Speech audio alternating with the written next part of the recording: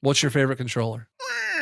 I honestly, I hate to do it, but I'm going with Why didn't I bring all my controllers in here? No, it because we're didn't. amateurs. This is not a professional show.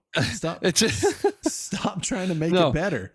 Hey, everybody, welcome back to the channel. Today, we thought we'd talk about kind of the history of video game controllers, starting way back with the Atari and kind of going up to today. Now, I don't know, should we talk about what our favorite controller is now?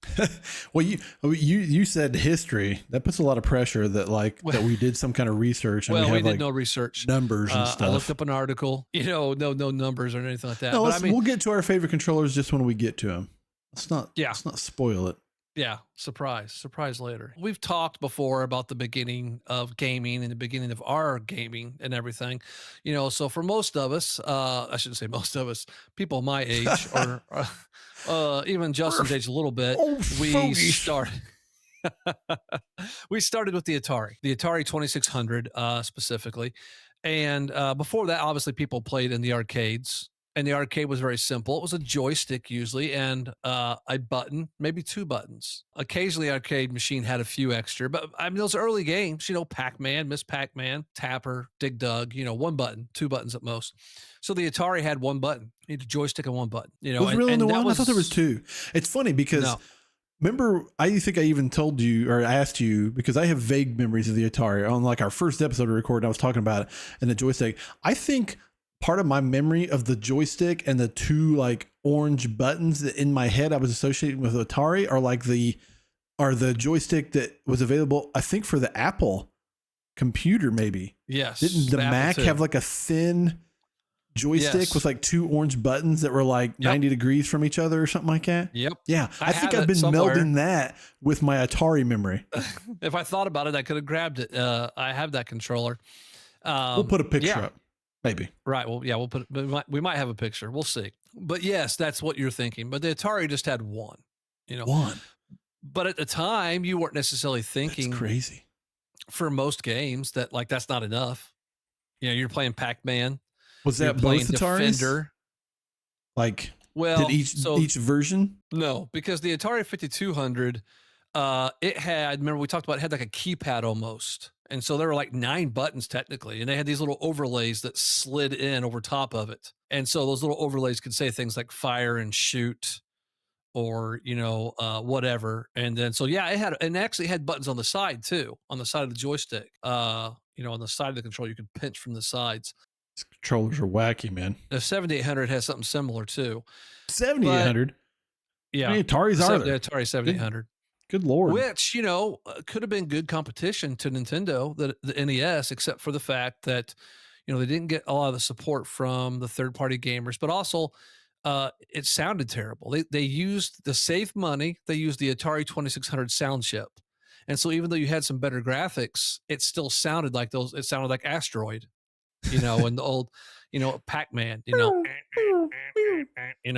that wasn't good. But so there we start. We got joystick, we got one button.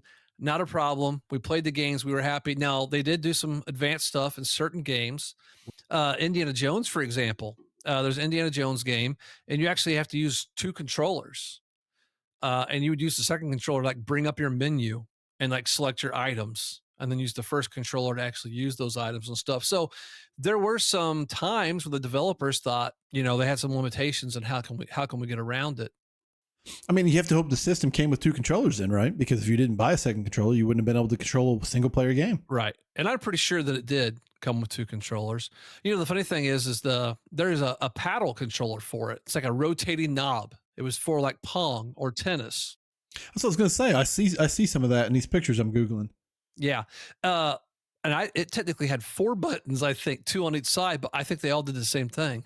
I'm not so sure it actually treated it like, I think it was just like, what were you comfortable pressing and how are you comfortable holding the controller? Yeah, I was gonna say makes it easy. However, whatever, if you're left hand or right hand, you can just figure it out. Right.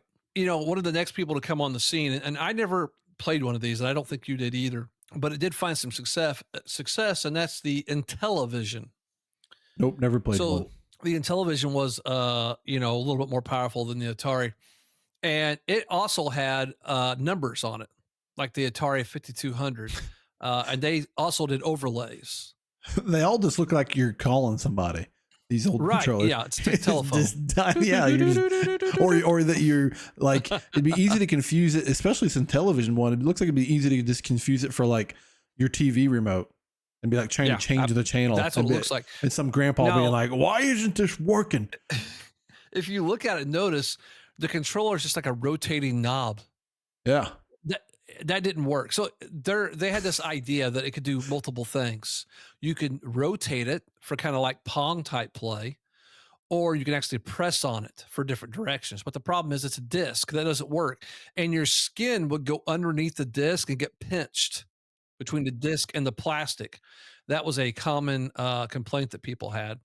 It sounds a little futuristic though. I mean, sounds like Steve Jobs style. You know what I mean? It's almost ahead of its time.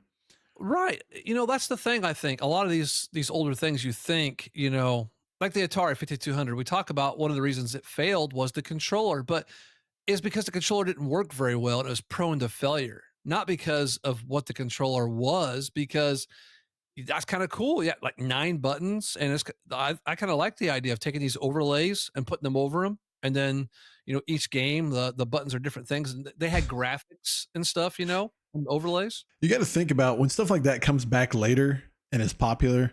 You got to think about the people that like tried to come up with this back in the day and how pissed they probably are. Like, I had that idea 20 years ago and no one cared. They called it crap. And then, 20 years when someone else does it, it blows up. You should see this controller. I bet that happens all the time in technology. Now you think it's a great thing. Yeah. I had this idea. After the Intellivision, and of course, there's other game systems and other controllers. We can't mention every single thing, as we talked about before. But next was the NES, and so that was the real breakthrough with the cross-pad controller. There was no joystick anymore. We were all used to a joystick for the most part by that point. In fact, I remember some people saying, they didn't like the NES controller at first because they're like, "Where's my joystick?" And when you think about it from the perspective of you're expecting to play what Pac-Man and Donkey Kong and stuff like that, it made sense. Yeah. Where's my joystick? I need it. But that was, it was a better way to control the games. Obviously, it's set the standard. What are we still doing? I mean, we have analog sticks, but also we have a directional pad usually, Yeah. and a select button and a start button. The idea of pausing games wasn't really a thing. Hardly. I'm not saying it wasn't. Some games did have it, but sometimes frustratingly, it's still not a thing. And you're like, why can't I pause this game? Just let me pause it. I gotta pee. Gotta get a drink. Someone's ringing the doorbell. I don't know, something. It's frustrating when you can't pause the game. What about when the game does have the ability to pause, but then it would do stupid things like, well, you can't pause in the middle of a boss battle. Yeah. Right. Nope. I get it. Or some games will let you pull up like the menu and you think it's paused, but like behind the menu, enemies can still come up and like kill you and stuff. No, I don't like that. If you're a game maker, pause. We had 2 buttons though. 2 buttons now, not just one. But even then, we kind of started thinking that we might need more. The first thing I think of when I think of needing more than 2 buttons is Castlevania. You hold up and press the B button, and that uses your sub weapon. And that seems frustrating. I mean, I don't remember being frustrated about it, but right. Thinking about it now, it seems like it would lead to a lot of accidental uses. You throw your stupid axe instead of swinging your whip or jumping or something. I don't know. It did. It did. We got used to it. We got used to it for sure. But it did happen, and there were some other games later that had, could be down and B or up and A, they started to throw some more things there. I've never played it. There is actually a port of Street Fighter 2 for the NES. Yeah. I think it might be European only. I don't know how it works. That's how you play Street Fighter. There's no way. It's got to be like a slimmed down version in some way though. Not only even just graphically. Surely they couldn't fit all the characters on a car, any of that stuff. But in controller wise though, yeah, there's no way it works. It literally just have to be like a generic punch and kick button or something. Like you couldn't have the I've medium seen pictures of it, light, strong or whatever. Right. Maybe there's not light, heavy, and medium. Maybe there's just only punch and kick. That's all there was. Or maybe they got I don't know. Maybe they had a special controller that they made for it that was like different. I, I don't s- know. I suppose that's possible. I never looked it up. I just know that I've seen it before. Next, we had, of course, we had, the Sega Master System also had two buttons. Like we said, we can't do everything. But the next thing, kind of the next jump up I think of is the Sega Genesis, which had three buttons. Yep. Now, I kind of remember when the Genesis came out and thinking that like, oh, like another button that we can Hey, use, whatever. one upping the NES by the way. A and B. What's next? Naturally, C. See, Let's throw a C see, button on there. not a triangle or a square, which we'll get to later. Well, I mean, we just made fun of, joking that a minute ago about A, B, and C, but why? I wonder why Nintendo did do A, B, X, Y. Like, why? Like X, I don't know, like XY coordinates, kind of maybe, but they No, don't really line up that way. that doesn't make any sense. Nope, you just made it worse because that doesn't line up at all. Now, I'm sure there's a reason. I've never researched it. yeah, X, Y, I don't know. That doesn't make any sense. Now, L and R button, the shoulder buttons, that makes sense, left and right. And honestly, that was the greatest addition to controllers at that point was the shoulder buttons, baby. Shoulder buttons, big difference. Big difference. It's a whole new world. So, many people everything has changed. Nothing is the same again. Many people had a Genesis before the Super Nintendo, but not a lot of people. It was a fairly new console. So for most people, they went from the two button NES controller to the Super Nintendo. Which, now we got four face buttons, select and start, and those triggers. And like you said, so that just opened up a world of possibility. Having six buttons, it pretty much gave you all you needed to do. And since that time, we've had some exceptions with some other weird things, but pretty much since that time, we've had six buttons. Two or even four shoulder buttons. Yeah, and we've got our four face buttons. We've kind of kept that same. I sometimes it kind of annoys me. People kind of get on Apple. They're like, "Well, the iPhones look the same forever." It's like, well, what else are they supposed to do? it works. It works. It's a phone. I mean, you don't make it banana shaped just to make it banana shaped. It's like on The Office. Remember the triangle, the pyramid or whatever. Pyramid. Yeah. Instead of being a tablet, they made the pyramid, and it's like obviously that's satire, but it's true, right? What are you supposed to do? Just to be different, you're not going to make the phone, yes, in the shape of a banana or in a triangle or something stupid. What do you want them to do? It's a rectangle. I mean, I'm fine. If it looks the same way. They did some of that stuff. The Atari Jaguar controller is not comfortable to hold. Sony, that I remember, I think it was before the PS2 came out, and there was like early renders and guesses and stuff, and some of them might have been fake, some of them might have been beta, but there was like a boomerang shaped like PS2 controller, and you just looked at it and you're like, that looks terrible. Wasn't that like? Was that real though? I can vaguely remember that boomerang. Was it a real prototype, or was that somebody made that up and was like? Well, that's what I'm saying. I don't remember. I don't remember. Yeah, I don't either. Because I remember what you're talking about. You looked at it, you're like, that's terrible. So after the Super Nintendo, the next kind of big thing that came out, two things. We had the Nintendo 64, which we were just talking before we started recording, and it's like, is it? I don't know. Some people might call it the worst controller ever. I think that's harsh. I don't think that's true. Well, it's probably not the worst ever in certain senses. Like you talked earlier about Atari controllers and television and things like that. I mean, they probably had a lot more problems and were unintuitive in their own ways.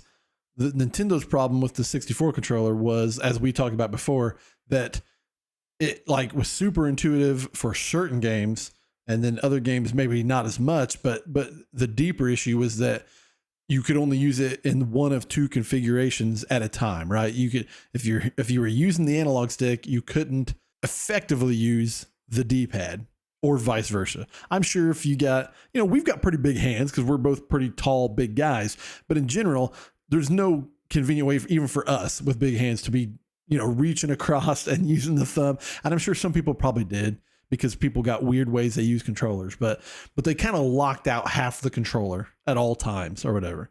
But having said that, you could the left shoulder button either. Yeah, you had the left shoulder was out. But exactly, it got replaced. I was going to say there was basically a replacement button for almost no matter which way you were holding it.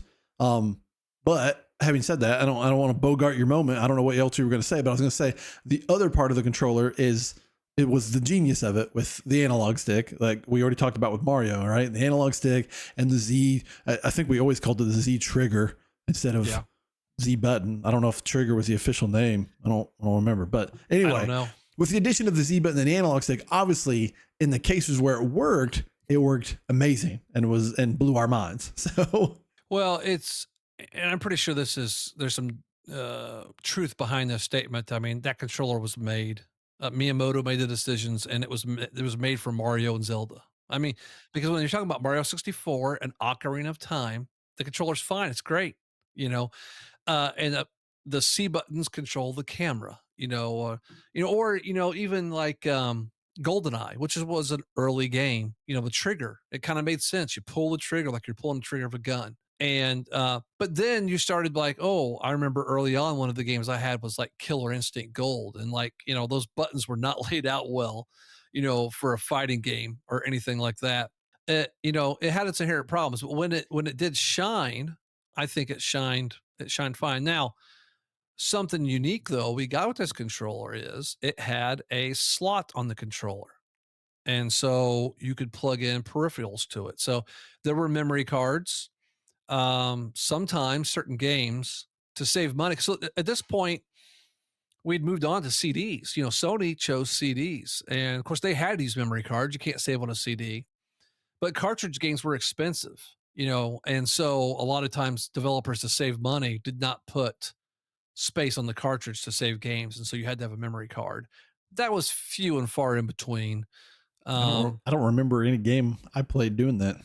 um, I know I had a memory card, so there must have been surely there was a couple, but I don't know. uh, but obviously the big thing was the Rumble Pack.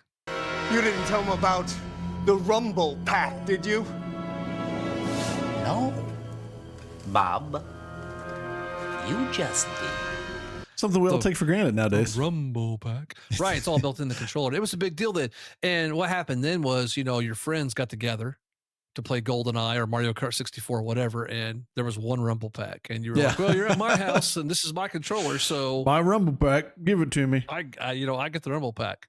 So, we kind of said the analog stick earlier, but we specifically mentioned this is one of the first. This was with an analog. Now, technically speaking, the Atari 5200, that joystick was analog, but we weren't playing the type of games that kind of really mattered. Um, but now, as we talked about in our Mario video, having this analog joystick for 360-degree movement, that really changed the game. In fact, the PlayStation controller didn't start out with an analog stick, didn't have one.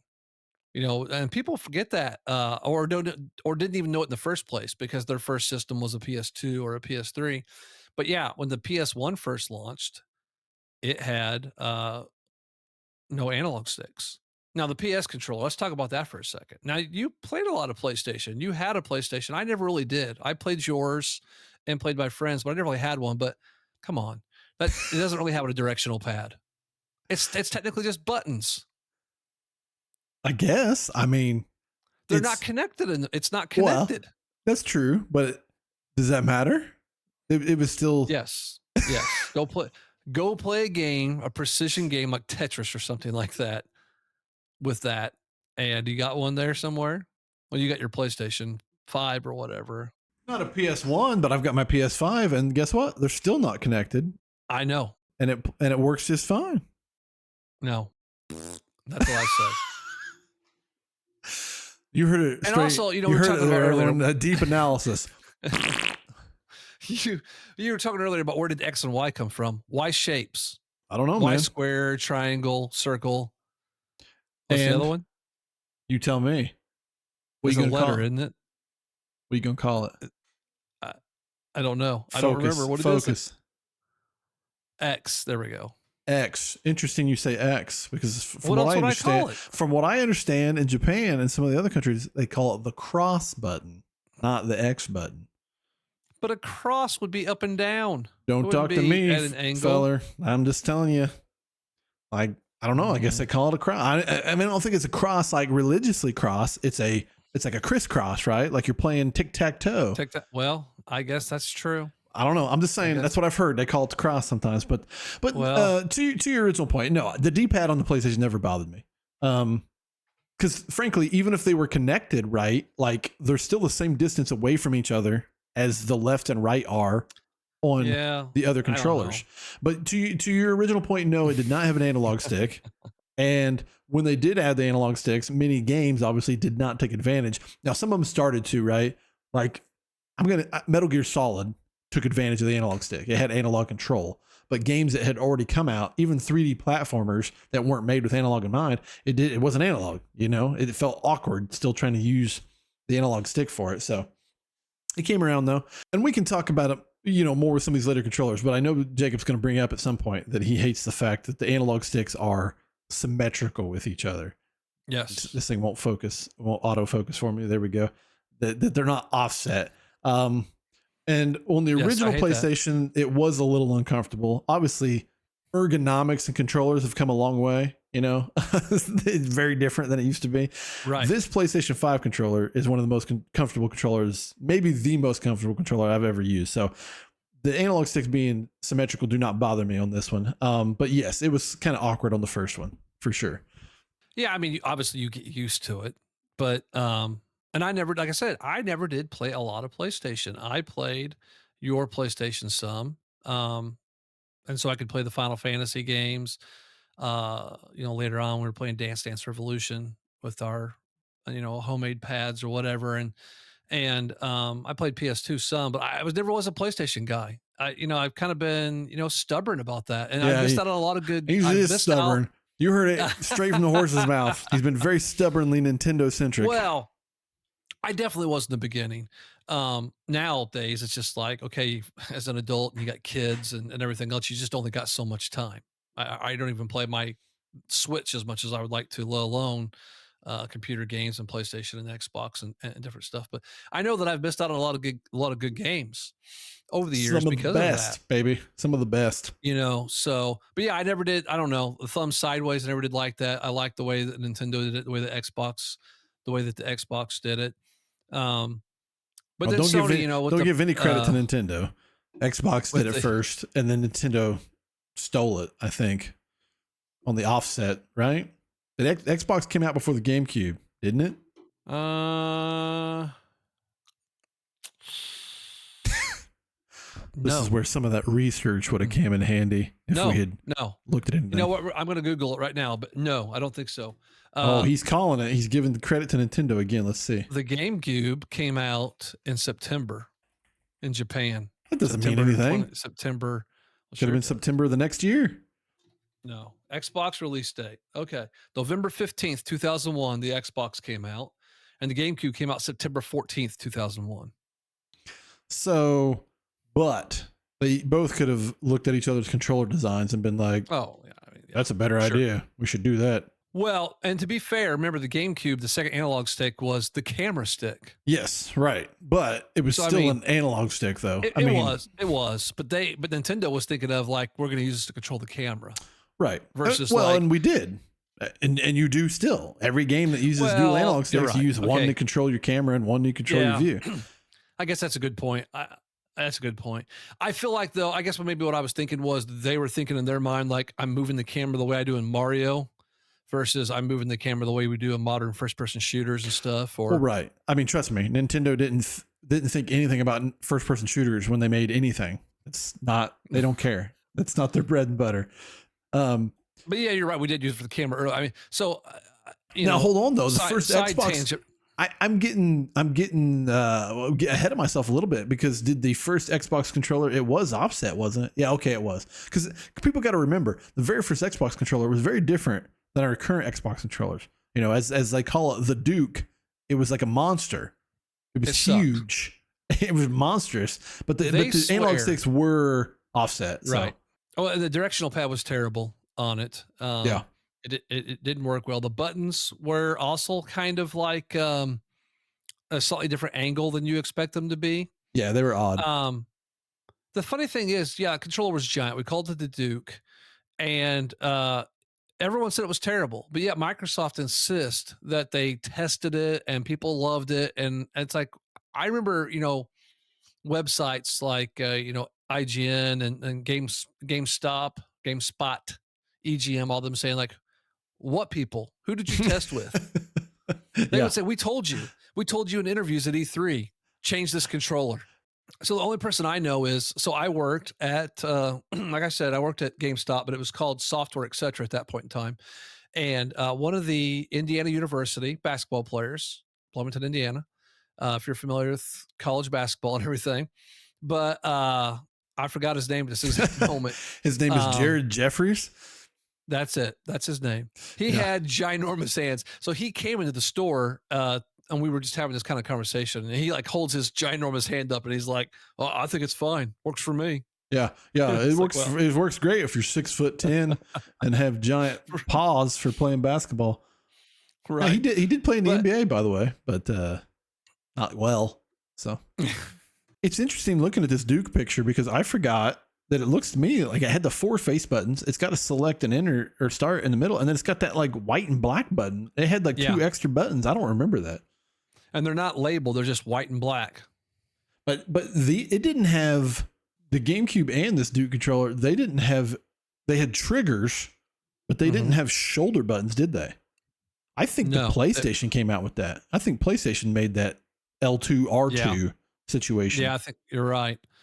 Now, the thing interesting about the Xbox and the GameCube controller, those triggers were analog, which is pretty cool because, they were pressure sensitive and that was good for racing games. It was your gas pedal, stuff like that. I kind of got away from that a little bit. And that's a shame. People kind of always wish they would bring that back. Now, see, the PlayStation 1 had L1 and L2, R1, R2. I don't remember that. I really don't, Yeah. but it did. It did. So did the Xbox and GameCube have both?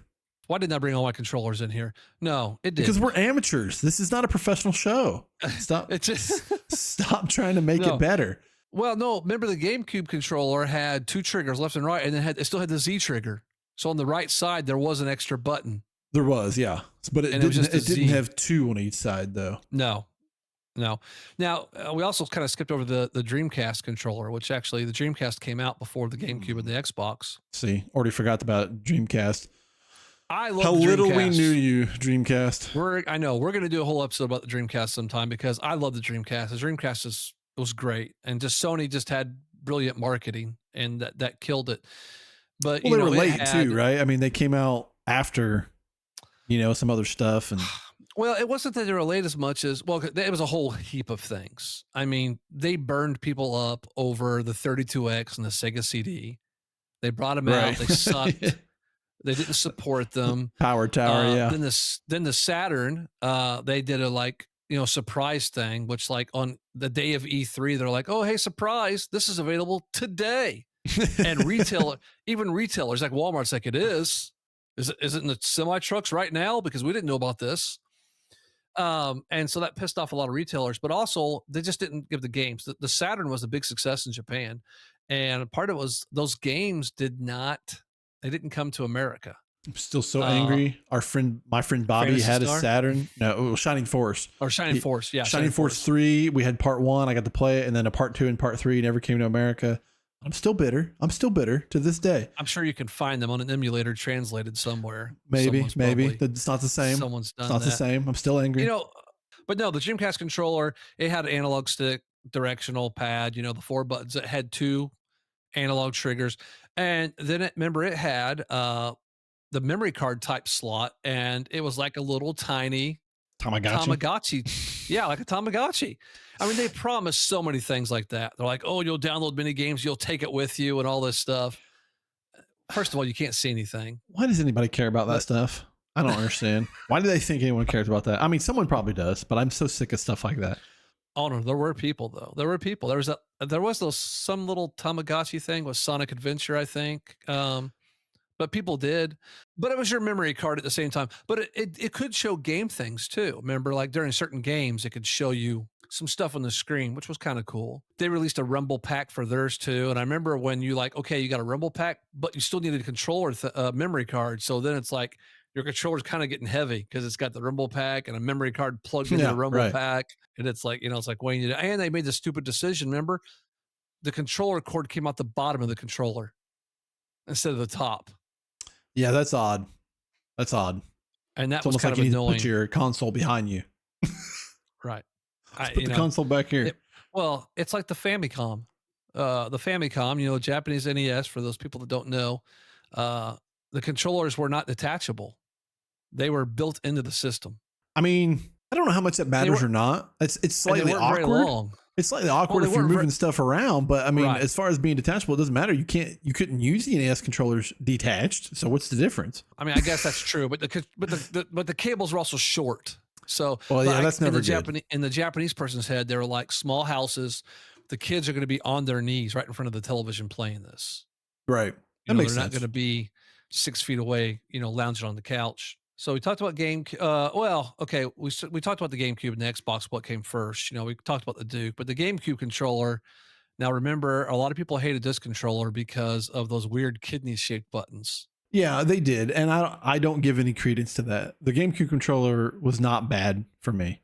The buttons are different than everything else, but you quickly got used to it if you were a gamer, and it was a comfortable controller. It worked for the games. It was comfortably ergonomic, and I'm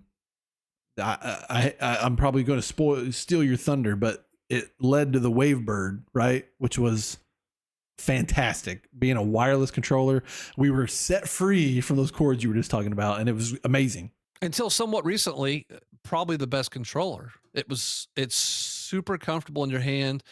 Your hand's just molded to it and molded to those trigger buttons on the top, and it was wireless, and the batteries lasted forever. Yeah. I mean, they did seem to last forever. And, I have a great memory with the GameCube controller or the Wavebird, because I went to E3 right before the Wavebird came out, and you could stand in this long line and you set this giant thing like a Wheel of Fortune wheel. And like, if it landed on you, then you got to play Mario Party with like 6 other people or 4 other people or whatever. And if you won, you got the Wavebird before it came out. And I stood in line to do this like 3 times. I spent like 4 hours of my E3 time trying to win this Wavebird controller. And I finally got up to the platform to actually play Mario Party, and I got second place, and so I didn't get the controller. And what a loser! I begged the person. I offered the money. Did you really? Oh yeah, I don't remember the story. I don't remember if I've heard the story. I probably have. I might not have told. Yeah, well, I might not have told it. I don't know, but so we met. I don't buy that. Me and the 2 guys I was there with, my manager and one of my other employees. I was the assistant manager, but we met some other people that worked at GameStop that were from California, and we kind of hung out with them a little bit. And it was one of them that won the Wavebird. And I was trying, and even my boss was like it was a girl, and he was like, "Oh man, you don't even understand. Like, this guy's Mr. Nintendo. We call him Miyamoto, and he wants it so bad. It just make his day." But she wouldn't give it up. But yeah, I love that controller. And yes, the buttons. Miyamoto said he wanted people to know, like by touch, like what button it was. Now, and I get that maybe for beginner players, but that's not a problem for gamers. No, you'll get used to it. Any controller that feels awkward, you still get used to it pretty quick. So, but no, I got no problems with the GameCube controller. To be honest, it was good. So for the most part, after that, things kind of started to standardize themselves, and so we've got the Xbox 360 controller and the Xbox One and the One X. We've got the PS3, the PS4. They're all very similar. I was going to say, the Xbox controller from 360 on, they've had small refinements, and have gotten better each time, each of those refinements. Because I think this is the newest version of an Xbox controller you can get, because I've got a Series X back here, but I think this is one I just bought separately to go with my PC. But anyway, they've continued to refine, to your point. They haven't changed a lot. Same thing with PlayStation controllers. This PlayStation 5 controller is like, I'm going to use the term fatter than the PlayStation 4 controller. But even with PlayStation 4, they really started to like hone it in, and they're all comfortable. Let's get that touchpad on the back of it, right? Yeah, they started that with the PlayStation 4, not on the back. It's on the front, right here. This front part. Yeah. And some games use that actually very effectively. Some not as much, but even the ones that don't, it's a convenient button. A lot of the games just use it like, you just press the touchpad to like bring up your map. It's an easy fat surface that you can just quickly hit, without having to search for anything in the middle or anything like that. So yeah. Anyway, as you were saying, the controllers have started to kind of just settle. Right. And so even the And we're going to circle back to Nintendo in just a second. But yeah, even the Switch, the Pro controller for the Switch, the Pro controller for the Wii U, um, are very similar as well. So we've kind of settled into this. Gamers know what they want. It's comfortable. Like we said earlier with the iPhone. What are you going to do? You're going to make it a triangle. Why? But we did have some other examples. So the Wii, that was the first thing. Like, hey, this is something really different. I mean, I remember the first time we saw the E3 video or whatever, and you're like, what? Why you didn't know what to think, you You know? say Nintendo's off the rocker a little bit, but Right. worked out. But here's the thing. It worked out, motion controls, sometimes they worked, sometimes they didn't. But Wii Sports was brilliant. We all of us there, doesn't matter how hardcore of a gamer you were, we were all doing Wii bowling Oh and yeah, Wii golf. and bowling's And, still fun. right. And loving it And it worked really well for certain things. And then the analog stick being connected to it, okay, you don't have to have it all the time, but now I'm playing a game with use it and I hold it. It was called the nunchuck, because you kind of held it like nunchucks, like Michelangelo. I really enjoyed that. There was I remember playing some first person shooter type games and just like kind of laying back on the couch and putting, a recliner, putting one elbow on one armrest, another elbow on the other armrest. And Yeah, it was a relaxing way to play. it had a laziness to it. Yes, I agree. That was kind of comfortable sometimes. Yeah. We're back to not as many buttons though, kind of. Well, I think right? So total there kind of was enough buttons, but they were awkward. Some of them were awkward to get to, Well, so you had the A button and the trigger button on the controller. Then there was the 1 and 2 buttons. Now you couldn't get to those as easily. Those were hard to get to. If you were playing that way. Now, if you turned the controller on its side, now it was like you had an old school NES controller. Yeah. And that worked really well Kind of. for like the virtual console games and stuff. And you had a couple triggers, 2 triggers on the nunchuck. But pointer controls, like I enjoyed Metroid Prime 3, Yeah. pointing to where I'm going to shoot, moving with the Yep. analog stick and pointing. That was one example of motion controllers working really well, I think. For the most part, I agree. It worked well. But what drove me crazy, well, I mean, first of all, I think it was just another way. I'm not saying this is what they thought of at first, but Nintendo used it, of course, to their advantage of, well, if you need a regular controller, here it is over here. You can go buy that one separately. You know what I mean? So it was as a way to sell another accessory. And like I said, I'm not saying that's what their original intent was, but it got them some more money. And then two, but the thing that annoyed me, I was going to say, is that the motion controls were great when they worked, and for certain games they were fantastic. And like I agree with you, like Metroid Prime, it was actually fun to point. And in fact, I played the Resident 4 Wii version a lot, even after the GameCube version, just because it actually worked well to aim with the controller.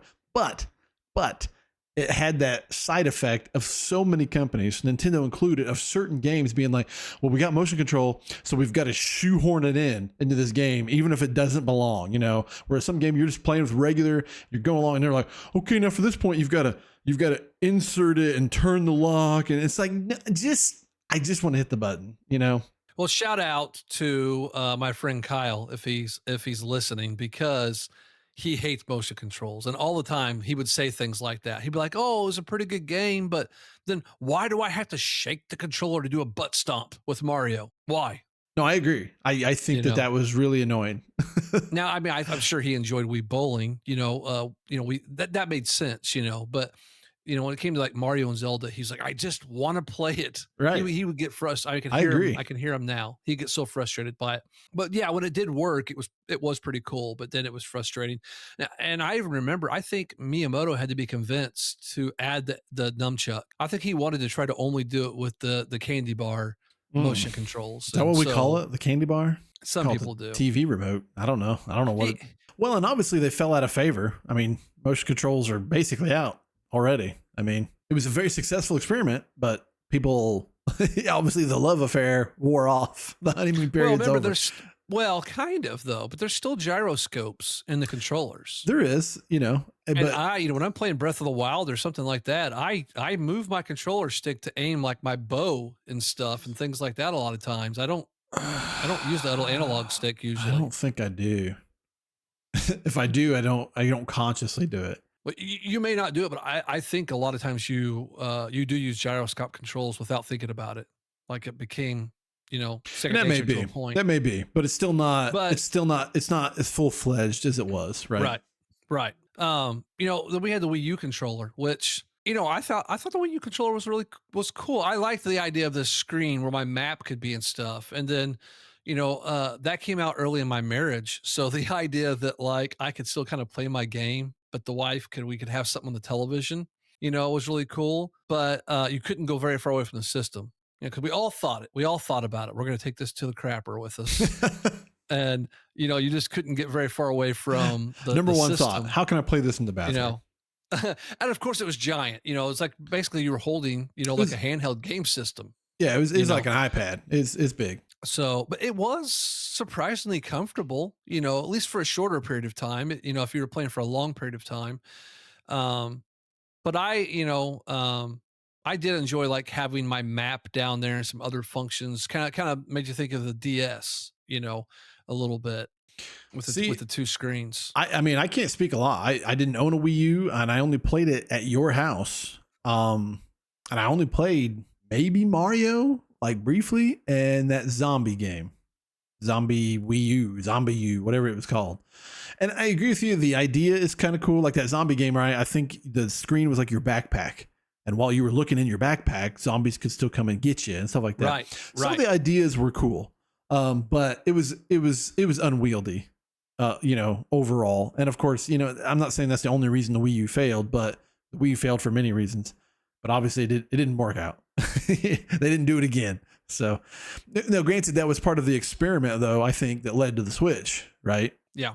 And then lastly, the Switch, how cool is the Switch? I think that because it gives you so many different ways. I guess there's different ways you could talk about the controller because we have the Joy-Cons, which are attached to the system and we hold it like a handheld. And that's cool. You're playing as a handheld that works. Or you take them off and they can be little tiny controllers. Now, I don't do that. I've done that very few times. The commercials show everyone, it's a party. Hey, we're having fun. And we're going to take, hey, but kids, I'm sure there are kids all over the place that do that. And they play Mario Kart and different Maybe. things. It is too tiny for adult hands. It's to way too do tiny for anything my with. hands. It's way too tiny. And even that the Pro controller's fine, but that little I don't even want to call it, that little shell controller you can get that you slide the Joy-Cons into, that thing still yeah. sucks. Mhm. That thing sucks too. Mhm. Not comfortable at all. So anyway, No, I would rather just have the two Joy-Cons in my hand. Kind of going back to what we talked about with the Wii, how it was kind of comfortable to separate your hands and do whatever. I would rather do that to Joy-Cons than put them on that little controller thing, right. which I bought because I thought, well, never mind. It came with the system. It Did came it? with it, I don't right? know. I don't know. Yeah, no, I have one. It did. But I bought a Pro controller right off the bat on day one, and that's how I play my Switch 90% of the time. I don't play in handheld usually unless I'm taking it with me on an airplane or something like that. But it is, I think it's cool. They gave you so many different options, and even though, yes, we agree, especially for adults, it's too small to just use a single Joy-Con for the most part. It's still cool they did it, and you've got the buttons and the joystick, and you've even got shoulder buttons.